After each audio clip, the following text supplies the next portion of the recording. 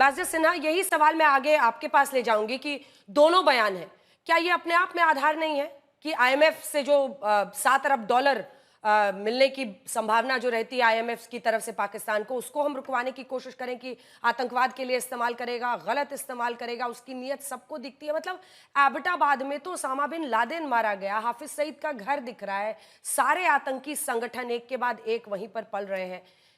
हम रोक सकते हैं क्या? क्योंकि हमारा कंसर्न अब यही होना चाहिए कि जितना जिससे ले लिया वो तो ले लिया, आगे तो सब समझें कि देना कितना खतरनाक है। जी एकदम अंजना जी, जहाँ तक मेरा ख्याल है, ये आईएमएफ जो है, इन 24वीं बार आईएमएफ के पास गए हैं पाकिस्तान। और उनकी इक्तिसादी हालत इतनी खराब है कि आईएमएफ के बगैर वो अ, उनको जीना हराम हो जाएगा। इसलिए मैं समझता हूँ कि हमें आईएमएफ पे दबाव डालना चाहिए कि ये जो पैसे दे रहे हैं वो सीधे आतंकवाद के लिए जा रहा है पैसे। और अभी से नहीं, ये तो बहुत पुरानी बात है। वो पाकिस्तान एक जड़ है आतंकवाद का, वो तो सब जानते हैं। या हमारी जो डिप्लोमेसी है, अब तो डिप्लोमेसी की ज्यादा जरूरत है ही नहीं, क्योंकि सबको मालूम है, पूरी दुनिया को मालूम है कि जड़ तो पाकिस्तानी है। और अब लोग कहते हैं कि सबूत दीजिए। सबूत क्या चाहिए आपको? सबको तो मालूम है कहाँ से आए हैं, वो खुद बोल रहे हैं कहाँ से आए हैं। इनके एम्बेसडर सिकरी जी ने बोला, वो लंदन में बैठे हुए हैं, एक मेजर साहब, वो खुद बोल रहे हैं कि आसिम मुनीर जिम्मेवार हैं। अब इससे ज्यादा क्या आपको सबूत चाहिए? क्या आपको, जो अंग्रेजी में शब्द कहते हैं स्मोकिंग गन, स्मोकिंग गन की जरूरत ही नहीं है। और सबको मालूम है कि कहाँ से आए। इसलिए तो लोग हमारे समर्थन कर रहे हैं, चाहे वो राष्ट्रपति ट्रंप हो या राष्ट्रपति पुतिन हो, जो भी हो। इंटरनेशनल कम्युनिटी में सबको मालूम है आतंकवाद कहाँ से आता है, कौन देश जड़ है। अब वो जड़ को काट के फेंकना काम हमारा तो है ही, मगर सबका है, पूरे इंटरनेशनल कम्युनिटी का। इसलिए एफएटीएफ में जरूर उनको ग्रेलिस्ट करना चाहिए, और आईएमएफ में इमीडिएटली सस्पेंड करना चाहिए असिस्टेंस। फिर देखते हैं इनकी इकोनॉमी क्या करती है, कहाँ तक इनके जो मेन बेनिफैक्टर्स है कहाँ तक इनको संभालेंगे। क्योंकि ये जब तक कोई स्ट्रिक्ट स्टर्न एक्शन नहीं लिया जाए, ये बराबर फिर होगा, अभी नहीं, 4 साल बाद, 2 साल बाद कुछ पता नहीं चलता। क्योंकि जो फौज है, फौज का जो कंट्रोल है, फौज को जब तक आप बैरक्स पे नहीं भेजिएगा, तो असल डेमोक्रेसी तो आने नहीं वाला। इमरान खान जो सबसे पॉपुलर लीडर हैं, उनको तो जेल में डाला हुआ, और कहते हैं अपने को डेमोक्रेसी। इसलिए मैं समझता हूं कि ये आतंकवाद के खिलाफ सख्त से सख्त कार्रवाई करनी चाहिए पूरे इंटरनेशनल कम्युनिटी को, और भारत तो करेगी ही।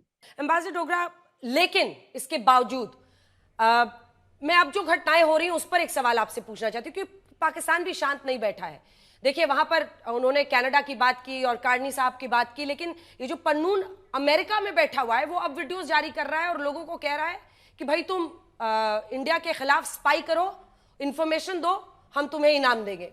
उधर पाकिस्तान लगातार बांग्लादेश में कट्टरपंथियों के साथ संपर्क में है। यहां तक कि एएलएम जो फजलुर रहमान है, रिटायर्ड है बांग्लादेशी जनरल, लेकिन वो कह रहे हैं कि अगर पाकिस्तान पर इंडिया ने हमला किया तो हम नॉर्थ ईस्ट स्टेट्स पर।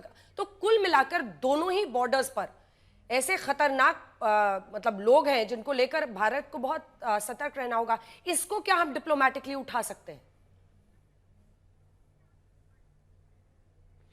अंजना, आपने बहुत इंटेलिजेंटली चीज़ों को एनालाइज किया है, और मुझे अच्छा लगा कि आपने शुरुआत में ही कहा कि ट्रंप मौसम की तरह उनका मूड बदलता रहता है। हमको हमेशा इस चीज़ को, आपके इस सेंटेंस को ध्यान में रखना चाहिए। जो आदमी कनाडा का सगा नहीं है, जो आदमी यूरोप का सगा नहीं है, वो पता नहीं कब तक भारत का सगा रहे। और देखिए, उन्होंने बार बार, बल्कि कल वांस ने भी, जो वाइस प्रेसिडेंट हैं, उन्होंने भी कहा कि हाँ, जिसका हिंदी में अनुवाद यही कहा किया जा सकता है कि हाँ, आप टेररिस्ट के तो ज़रूर पीछा कीजिए, पीछे लगिए, पर with in limits. Rough translation मैं कर रहा हूँ। तो मतलब ये है कि वो नहीं चाहते कि एक लिमिट के बाद ये इशू जो है बढ़ जाए। पर वो लिमिट क्या होगी? आफ्टर ऑल, पाकिस्तान ने वो टेररिस्ट को जम्मू एंड कश्मीर से विड्रॉ नहीं किया है, बल्कि आशंका यही की जा रही है कि उनको भड़का रहे हैं और कुछ करें। हमको ये भी नहीं पता कि पाकिस्तान की क्या मंशा है, ये जो पहलगाम में उन्होंने किया, आफ्टर ऑल कोई तो गेम प्लान उनकी होगी उसके बाद भी। सेकेंडली, जैसे आपने कहा है, आज ही चाइनीज़ एम्बेसडर पाकिस्तान के प्राइम मिनिस्टर से मिले हैं। चाइना की क्या सपोर्ट रहेगी पाकिस्तान को हथियार और डिप्लोमेटिकली? दूसरा, बांग्लादेश तो वैसे ही खुलेआम इंडिया के अगेंस्ट बोल रहा है। पहले नॉर्थ ईस्ट के बारे में बोला था और अब आईएसआई और बांग्लादेश की इंटेलिजेंस सर्विसेज का बड़े घनिष्ठ संबंध होते जा रहे हैं। तो इशू सिंपल नहीं है, और इशू में क्या मोड़ आते हैं, दुनिया किस तरह रुख लेती है, ये कहना बहुत मुश्किल है। पर हाँ, हमको अपनी कोशिश नहीं छोड़नी चाहिए, और इंडिया ने जो अब तक किया है अच्छा किया है।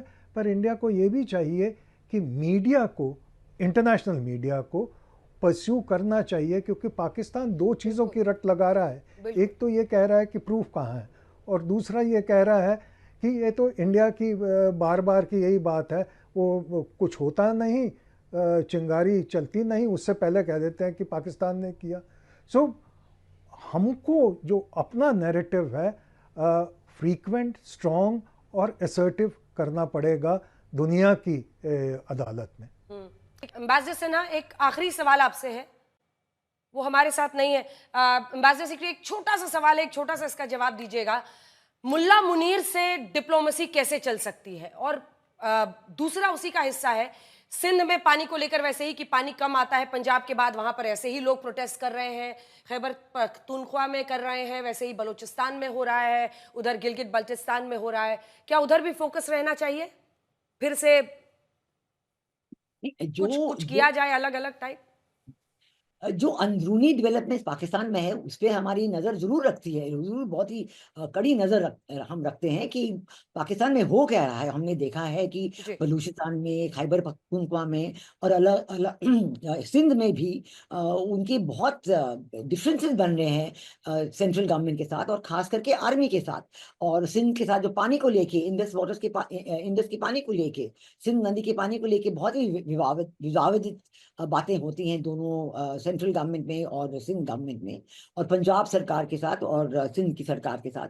तो इसलिए हमने ये देखा है कि पाकिस्तान की अंदरूनी हालत काफी कमजोर है, काफी नाजुक है, और जो सेपरेटिस्ट फोर्सेस हैं, जो डिविजिव फोर्सेस हैं, वो उभर के आ रही हैं, और जो सेंट्रल सरकार है, केंद्रीय सरकार है, वो इन्हें संभाल नहीं पा रही है। आर्मी तक इन्हें संभाल नहीं पा रही है। कहते हैं कि बलूचिस्तान में पाकिस्तान आर्मी की बात तो चलती ही नहीं है, और जो उनका ग्वादार पोर्ट जो चीन बनाने जा रहे थे, सीपीसी का उनके बहुत ये फ्लैगशिप प्रोग्राम था, वो अभी बन भी नहीं पाया है, क्योंकि ये सब डिफरेंसेस और सेपरेटिस्ट मूवमेंट चल रही हैं। तो ये तो हम जरूर रख रहे हैं इन्हें मद्देनजर। और ये भी देख रहे हैं कि जो आसिम मुनीर चीफ हैं, जैसे आपने सही कहा कि वो मौलाना चीफ कैसे जाते हैं, बहुत ही रिलीजियस लीडर था। शायद पहली बार पाकिस्तान में उनके स्ट्रीम से जो जमाती स्ट्रीम से जो लोग आते हैं आर्मी में, उनके एक मेंबरान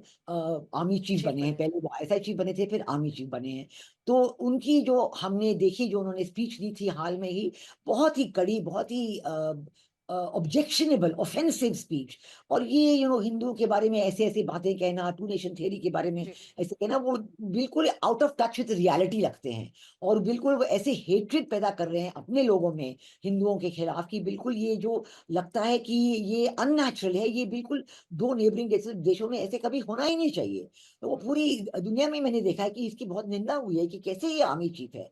आर्मी चीफ का रोल ये है कि वो अपने देश को बना के रखे, और अब पाकिस्तान में हम देख रहे हैं कि उनका देश टूट रहा है, और उनके आर्मी चीफ जो है और भी और गलत चीजें कह रहे हैं, हिंदुओं के खिलाफ कह रहे हैं, और टू नेशन थियरी जो बांग्लादेश बनने के बाद बिल्कुल टूट के अलग हो गई है, उसके बारे में बात कर रहे हैं। तो वाकई वो शायद अपने ही फायदे के लिए, अपने ही प्रोलॉन्गेशन के लिए वो चाहते हैं कि वो जनरल मुशर्रफ की तरह 10 साल रहे, वो कह रहे हैं। तो बिल्कुल हम इन चीजों को देख रहे हैं, लेकिन और जो हमारा जवाब होगा, जो हमारी सरकार सोचिए जो हम इंटरनेशनली लोगों से बातें कर रहे हैं, डिप्लोमेटिकली जो हम अपने फोर्सेस आगे बढ़ा रहे हैं, वो ज़रूर इन चीज़ों को भी नज़रअंदाज रखते हुए फैक्टर इन करें लोगों से बातें करते हैं। बिल्कुल तो और ये हम देख रहे हैं कि एक पाकिस्तान की बड़ी वीकनेस है ये। बिल्कुल तो ज़रूर हमारे और जो और यही वजह है देखिए आपने भी जो आसिफ मुनीर के बारे में बोला इसीलिए हाफिज मुनीर उसे कहा जाता है ऑक्सीजन ही उसको आतंक से मिलता है अपने आप को अपने अस्तित्व को आर्मी के अस्तित्व को वहां पर सर्वोपरि रखने के लिए आप दोनों का बहुत धन्यवाद जैसे कि मैं सो रहा हूँ तो पिताजी को जगाना है मुझे, तो वो डायरेक्ट उठाने के बजाय, और हिंसा की परंपरा मेरे यहाँ नहीं थी सौभाग्य से, तो वो क्या करते थे कि उस कमरे में आ जाएंगे या बाहर से गुजरेंगे और चौपाई बोलेंगे, प्रात काल उठ के रघुनाथा मात पिता गुरु नावई माता। कभी कभी मैं गुस्से में उठ करके अरे पापा चरण स्पर्श किया और सो गया, मैंने कहा अब मत उठाना।